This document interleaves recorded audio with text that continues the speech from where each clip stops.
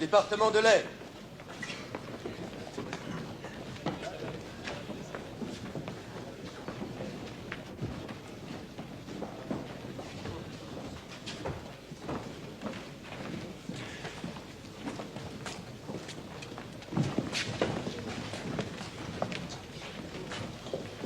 J'entreprends, citoyens,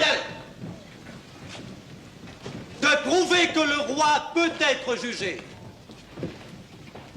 Ceux qui le prétendent inviolable et ceux qui veulent qu'on le juge en citoyen ont également tort.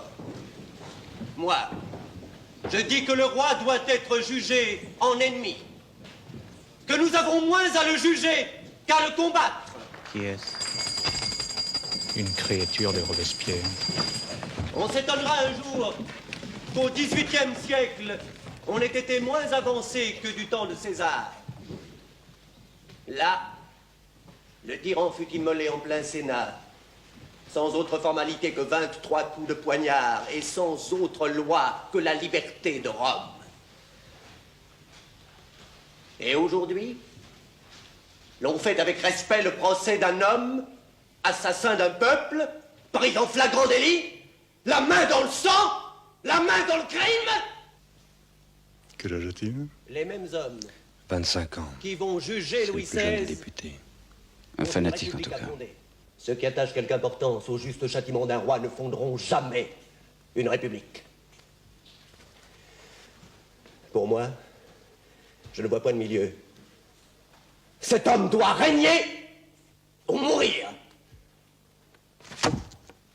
Il opprima une nation libre. Il se déclara son ennemi.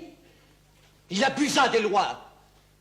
Il doit mourir pour assurer le repos du peuple, puisqu'il était dans ses vues d'accaparer le peuple pour assurer le sien. On ne peut point régner innocemment.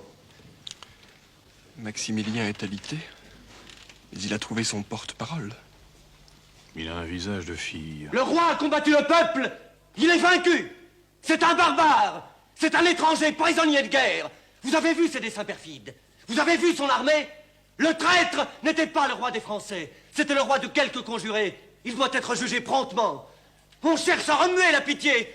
On achètera bientôt des larmes. Peuple, si le roi est jamais absous, souviens-toi que nous ne serons plus dignes de ta confiance.